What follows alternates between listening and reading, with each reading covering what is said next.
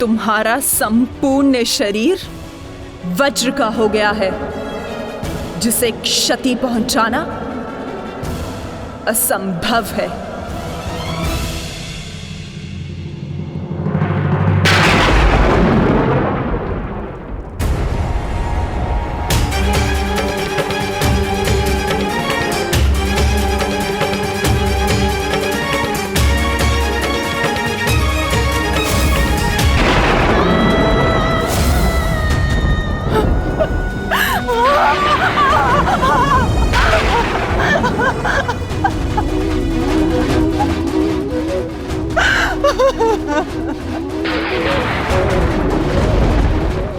प्रकट होइए महादेव,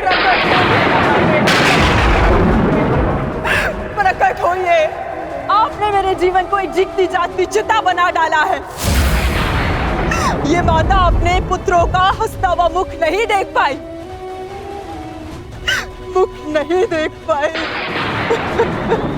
परंतु उनकी चिताओं की अग्नि को अनुभव किया है महादेव।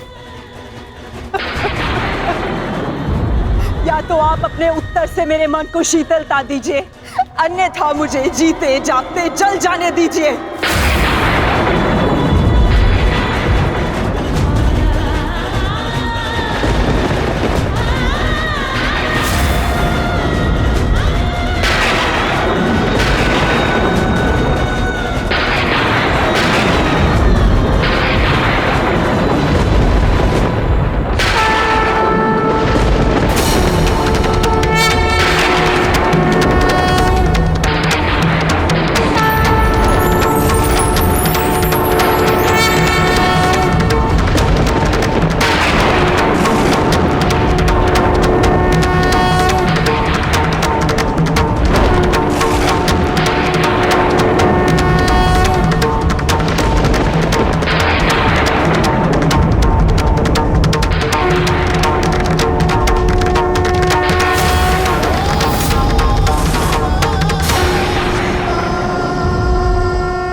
किस प्रश्न ने तुम्हें इतना विचलित कर दिया है गांधारी? अन्याय ने मुझे विचलित किया है महादेव। वो अन्याय जो आपने मेरे साथ किया। मेरे 100 पुत्रों के वरदान को 100 पुत्रों के नाश के अभिशाप में बदल दिया है उन पांडवों ने। बोलिए महादेव, बोलिए, ये कैसी नीति है आपकी? ये तो नियति है गांधारी। हर एक के जन्म के साथ उसकी मृत्यु निर्धारित होती है। उसे लेके मनुष्य विचलित हो सकता है, परंतु ना ही ये अन्याय है और ना ही प्रतिशोध का कारण। नहीं महादेव, मैं ना तो यहाँ प्रतिशोध के लिए आई हूं और ना ही प्रतिकार के लिए। ये एक माता है जो आपके समक्ष खड़ी है, जिसके 99 पुत्रों का निर्दयता से वध कर दिया गया है। उसे केवल एक पुत्र की सुरक्षा चाहिए। मुझे दुर्योधन की मृत्यु नहीं देखनी है। आपका वरदान झूठा नहीं होना चाहिए महादेव। जिसे आपने 100 पुत्र होने का वरदान दिया, वो निसंतान नहीं मरनी चाहिए महादेव। जो हानि मेरी कोख को अब तक हुई है, उसे मैं सह लूंगी, किंतु मेरा अंतिम शेष पुत्र दुर्योधन, मैं आपसे उसकी सुरक्षा मांगती हूँ महादेव। मेरे पुत्र की रक्षा कीजिए महादेव। उसे भीम के प्रहार से बचा लीजिए। पांडवों को अस्त्र देने वाले महादेव, यदि आज मेरे पुत्र को ढाल नहीं देंगे, तो मैं स्वयं आज अपने प्राण उसके लिए समर्पित कर दूंगी।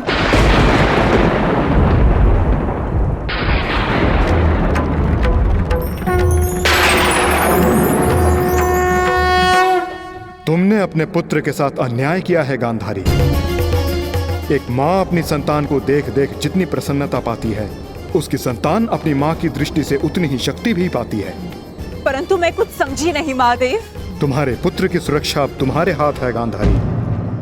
वर्षों से आंखें बंद करके जो तप अर्जित किया है, उसका प्रयोग करो। तुम्हारी दृष्टि तुम्हारे पुत्र के शरीर को वज्र का बना देगी।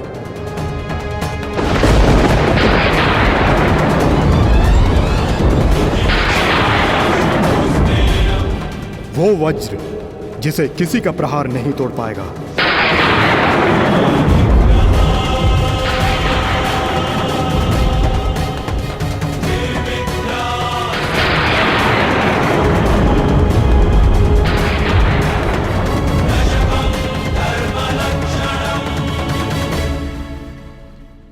ये आपने क्या कर दिया महादेव? आप स्वयं धर्म स्वरूप हैं महादेव, फिर धर्म स्थापना में आप बाधा कैसे बन सकते हैं? धर्म स्थापना के लिए दुर्योधन का नाश आवश्यक है महादेव, और आपने दुर्योधन को अटूट ढाल दे दी। मैंने वही किया जो परिस्थिति के अनुकूल था। परंतु नियति के लिए तो प्रतिकूल था ना भोलेनाथ। मेरा परम भक्त यदि मुझसे कुछ मांगता है तो मैं उसे मना नहीं कर सकता माधव, ये तो आप जानते हैं। मानता हूं इसके कारण बार बार आपके समक्ष समस्याएं उत्पन्न होती हैं, परंतु मुझे विश्वास है कि हर बार की भांति इस बार भी नारायण इस समस्या का हल निकाल ही लेंगे। मैं अपनी व्यवस्था से बंधा था, परंतु आप अपना कार्य पूर्ण करने के लिए स्वतंत्र हैं।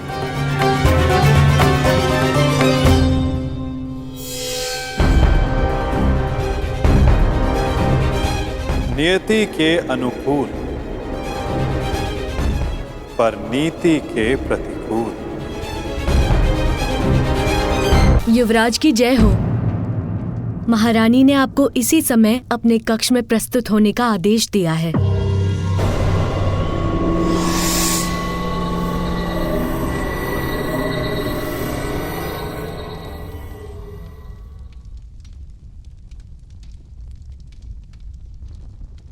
पिताश्री, माता ने यूं अचानक मुझे स्मरण क्यों किया? इस समय एक माता केवल अपने पुत्र से बात करना चाहती है पुत्र, इसके अतिरिक्त मुझे कुछ ज्ञात नहीं।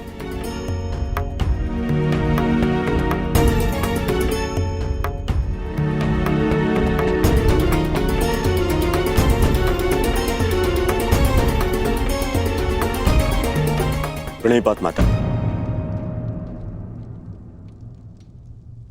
आपने मुझे स्मरण किया।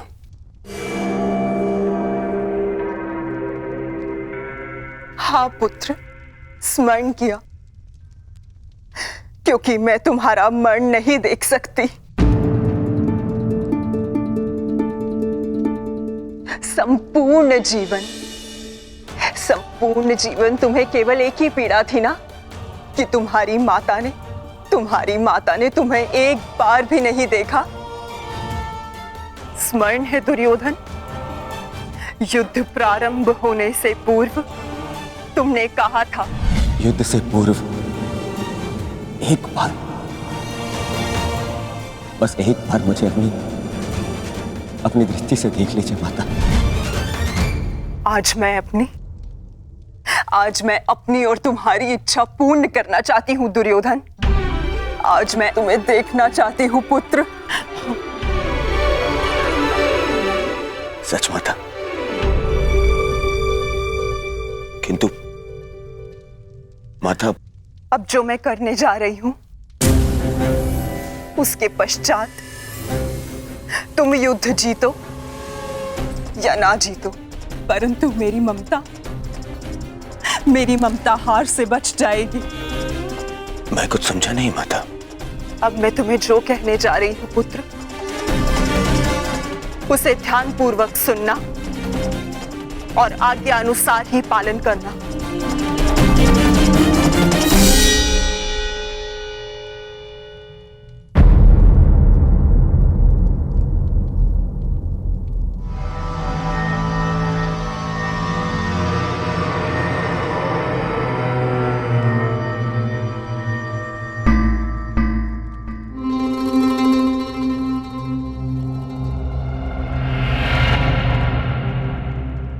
दुर्योधन,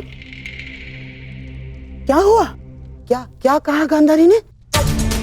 और उसने तुम्हें क्यों बुलाया था? गंगा स्नान के लिए जाना है मामा श्री। गंगा स्नान? किंतु क्यों क्यों दुर्योधन? देखो देखो दुर्योधन, तुम अपने मामा को कुछ नहीं बताओगे? हैं? ये स्नान, ये क्या है सब कुछ? माता के आदेश का पालन करने के लिए किंतु परंतु नहीं पूछते मामाश्री। मैं भी तुम्हारे साथ चलता हूं।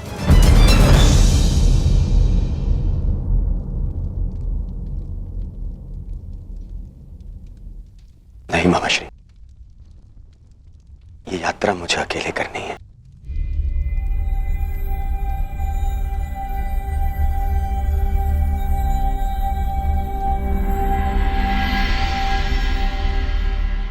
आइए आप सब भोजन ग्रहण कर लीजिए। इन हाथों से भोजन ग्रहण करें पांचाली।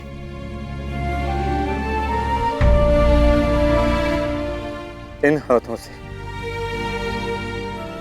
जो अपने ज्येष्ठ के रक्त से रंगे हुए हैं।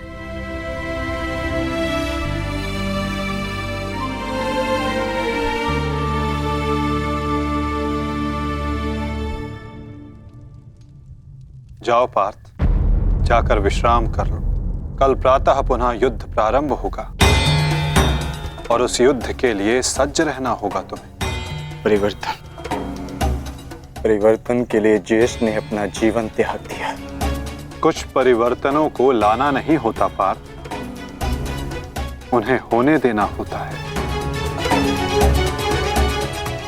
तुम अपना कर्तव्य करो पार्थ। फल हो या परिवर्तन, जो भी होगा स्वयं होगा।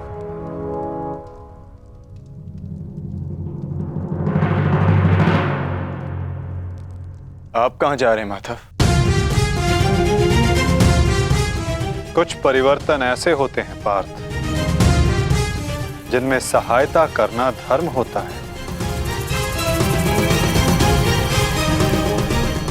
और कुछ ऐसे जिनमें बाधा डालना आवश्यक। मैं समझा नहीं माता। समझने की आवश्यकता भी नहीं है पार्थ।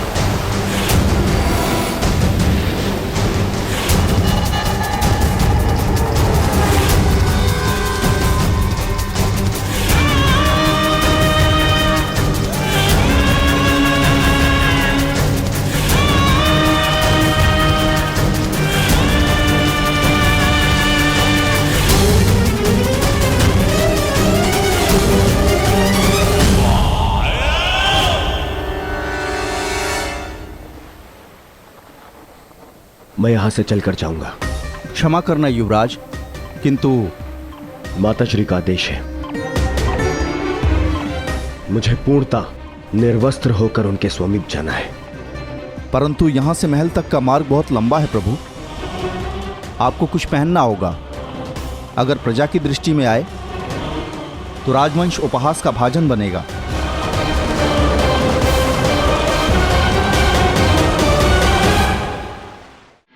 गंगा स्नान के पश्चात यूं वस्त्रहीन क्यों होकर आए हो? माताश्री का आदेश है मामाश्री, निर्वस्त्र होकर आना है। न जाने तुम्हें बुद्धि कब आएगी, माता के समक्ष यूं अवघड़ बनकर जाओगे?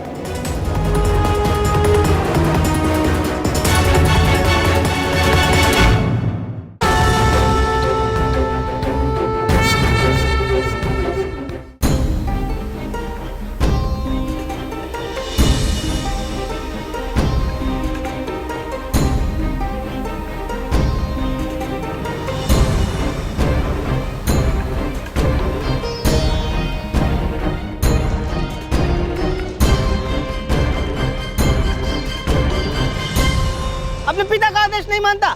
बहुत बड़ा बुद्धिमान समझता है अपने आप को। क्या कहा था मैंने? बछड़े की डोर हाथ में रखना। समझता नहीं है? बहुत बुद्धिमान है तू। क्या समझाया था मैंने? क्या कहा था मैंने?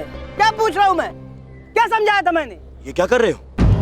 क्यों इस बालक को कष्ट पहुंचा रहे हो? अब तुम कौन हो हमारे बीच में आने वाले? ये मेरा पुत्र है, मैं जो चाहे इसके साथ वो करूं। तुम हमारे मध्य में आने वाले कौन होते हो? मैं हस्तिनापुर का युवराज हूँ। क्षमा करिए युवराज, मैंने आपको पहचाना नहीं, परंतु वास्तविकता ये है कि इसने अपने माता पिता के आदेश का पालन ही नहीं किया। मैंने इसे बताया था, बछड़े की डोर कभी हाथ से मत छोड़ना, सदैव डोर अपने हाथ में ही रखना, परंतु ये नहीं माना। इसने बछड़े की डोर को अपने हाथ से छोड़ दिया और बछड़ा खो गया। अब आप ही बताइए, मैं क्या करूं? परंतु आप इस भांति अर्धनग्न अवस्था में। मेरी माता का आदेश है। देख, सीख इनसे कुछ। हस्तिनापुर के युवराज होते हुए भी अपने माता पिता के आदेश का अक्षरशः पालन करते हैं। धन्य हैं आप युवराज। माता पिता के आदेश का अक्षरशः पालन करना, माता पिता ने जो भी कहा है, जैसा भी कहा है, उस कार्य को उसी अनुरूप करना, कोई आपसे सीखे युवराज। पुत्र, तुम्हारे पिता उचित कह रहे हैं। तुम्हें अपने माता पिता की बात माननी चाहिए।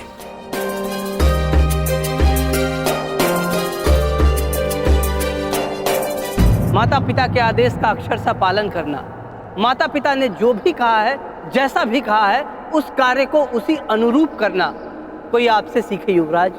धन्य हैं आप युवराज।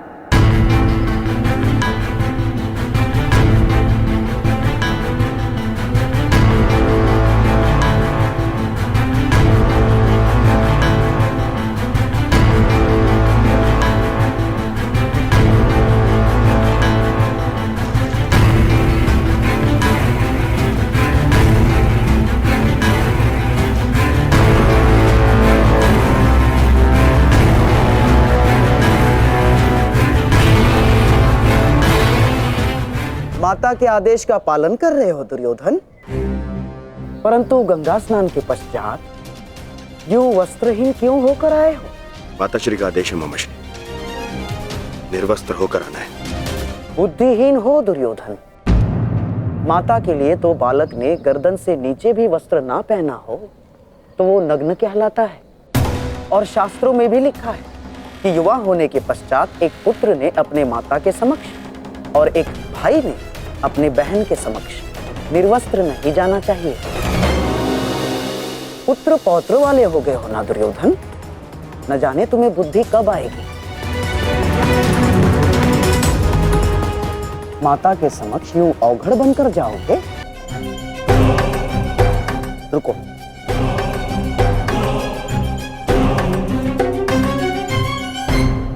लो, कम से कम इसे अंगवस्त्र बनाकर धारण करो।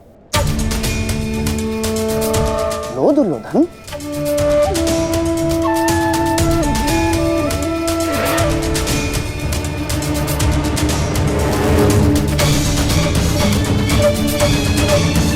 सोच क्या रहे हो दुर्योधन?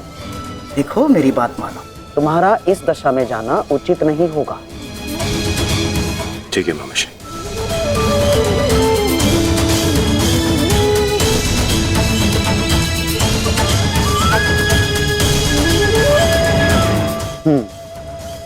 अब जाओ और अपनी माता के आदेश का पालन करो। जाओ।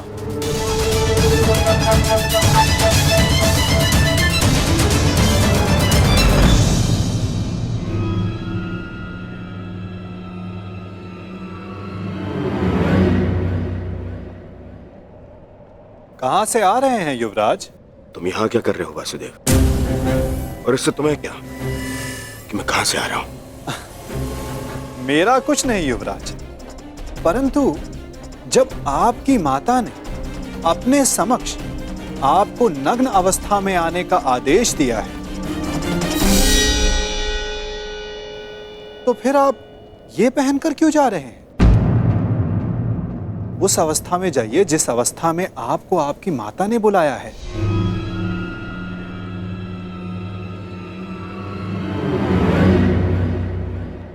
देखिए युवराज, जब माता पिता कोई आदेश दें तो बिना संकोच करे उनके आदेश का पालन करना चाहिए।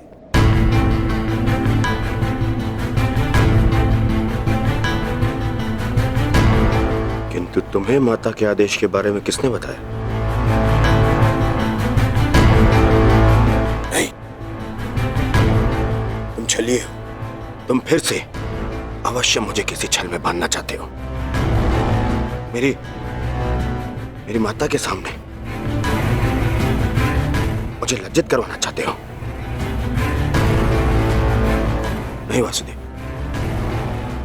नहीं, मैं अब तुम्हारे किसी भी छल में नहीं आने वाला। चले जाओ यहां से। मैं तुम जैसे छलिए की एक बात नहीं मानूंगा।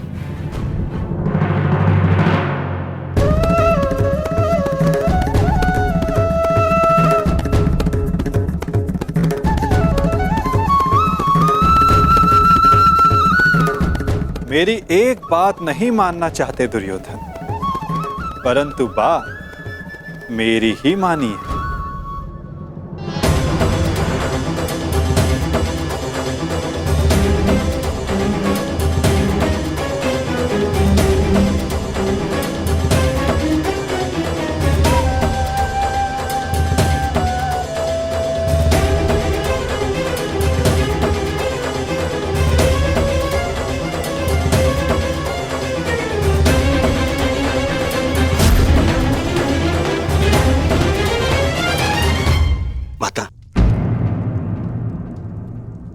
आपके आदेश अनुसार गंगा स्नान करके आ गया माता।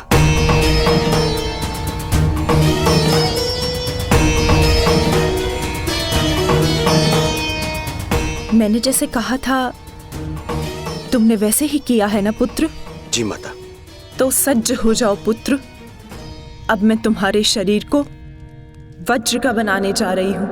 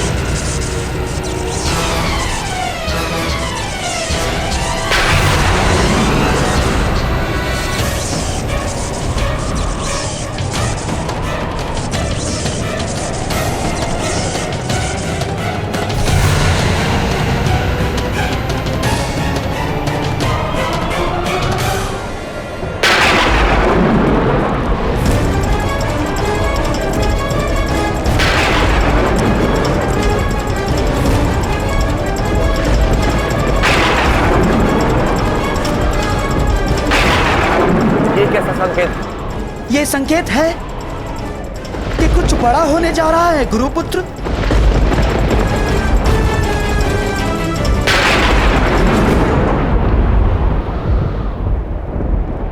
ये सब क्या हो रहा है आर्य? आपके गांडीव से ये स्वर कैसा? ये स्वर गांडीव की प्रत्यंचा का नहीं है पांचाली। मेघ गर्जन का है, परंतु कुछ समय पहले तक आकाश में ऐसा कोई संकेत नहीं था। मुझे भी समझ नहीं आ रहा है, जैसे आकाश में वज्र खड़क रहा हो और प्रतीत होता है कि इंद्रदेव की दृष्टि टेढ़ी हो गई है। नहीं विकोदर, ये संकेत है कि किसी की दृष्टि कई वर्षों के पश्चात किसी पर पड़ी है।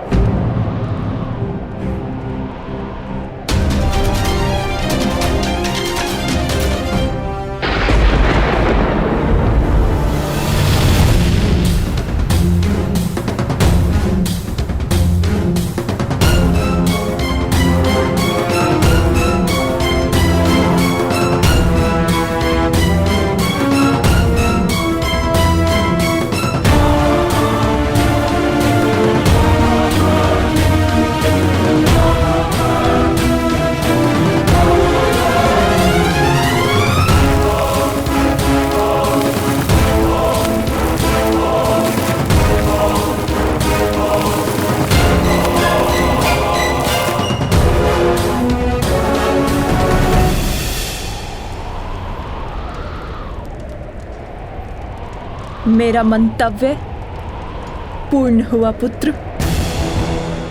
अब कोई तुम्हारा वध नहीं कर पाएगा। महादेव के आशीर्वाद और मेरे तप के प्रभाव से तुम्हारा संपूर्ण शरीर वज्र का हो गया है, जिसे क्षति पहुंचाना असंभव है।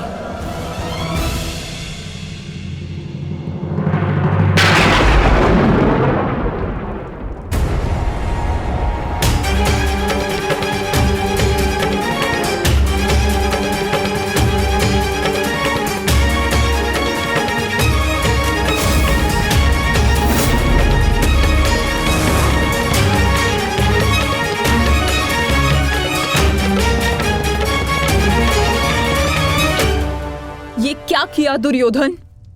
मैंने तुम्हें निर्वस्त्र होकर मेरे समक्ष प्रस्तुत होने का आदेश दिया था, तो तुम क्यों ये अंतर्वस्त्र पहनकर आए? माताश्री, बहना, क्या हुआ? क्या हुआ? क्या हुआ बहना? महादेव के वरदान का उपयोग करने के लिए मैंने दुर्योधन को निर्वस्त्र मेरे समक्ष प्रस्तुत होने का आदेश दिया था, ताकि इसका सारा शरीर वज्र का बन जाए। परंतु ये क्यों किया दुर्योधन? ऐसा क्यों किया?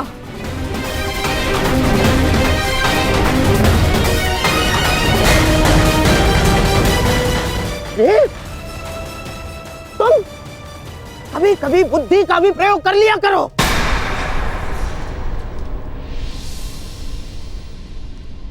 क्या कह रहे हैं मामाश्री? आप ही ने तो मुझसे कहा था कि माता के समक्ष पूर्णतः निर्वस्त्र होकर नहीं जाना चाहिए। आप ही ने कहा था। मैंने कहा? मूर्ख हो गए हो तुम। मैं कब मिला तुमसे? और ये सब कुछ मैंने नहीं कहा है तुमसे। नहीं, यदि आप मुझसे नहीं मिले तो वो कौन था?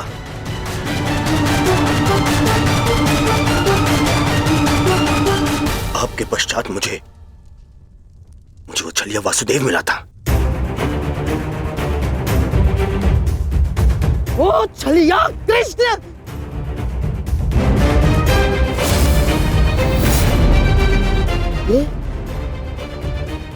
ये सब उस छलिए का किया धरा है दुर्योधन। मैं यहाँ से चलकर जाऊंगा, माताश्री का आदेश है। परंतु यहाँ से महल तक का मार्ग बहुत लंबा है प्रभु, आपको कुछ पहनना होगा। परंतु आप इस भांति अर्धनग्न अवस्था में? मेरी माता का आदेश है। माता पिता के आदेश का अक्षरशः पालन करना कोई आपसे सीखे युवराज। माता के समक्ष यूं अवघड़ बनकर जाओगे? लो, इसे अंगवस्त्र बनाकर धारण करो। जब आपकी माता ने अपने समक्ष आपको नग्न अवस्था में आने का आदेश दिया है, तो फिर आप ये पहनकर क्यों जा रहे हैं? उस अवस्था में जाइए जिस अवस्था में आपको आपकी माता ने बुलाया है।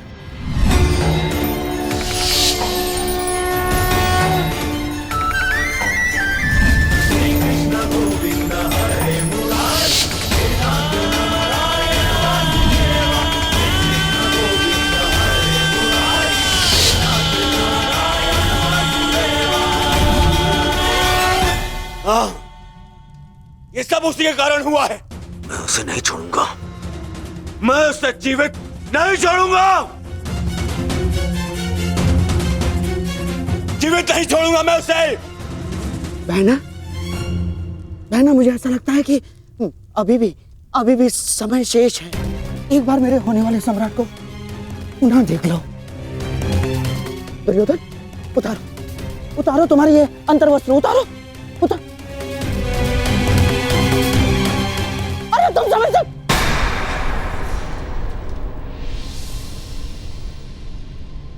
कुछ नहीं बचा अब, कुछ नहीं बचा। वर्षों से संचित किया तप मैंने समाप्त कर दिया है भ्राताश्री। इसके पश्चात कुछ नहीं हो सकता।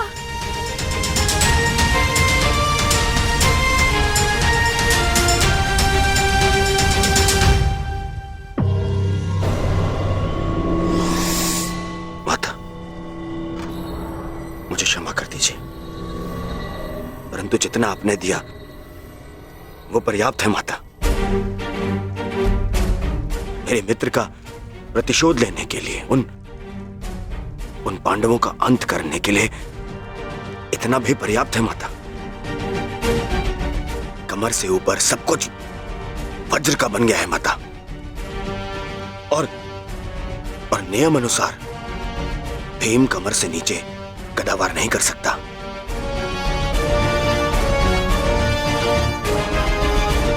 आप चिंता मत कीजिए माता।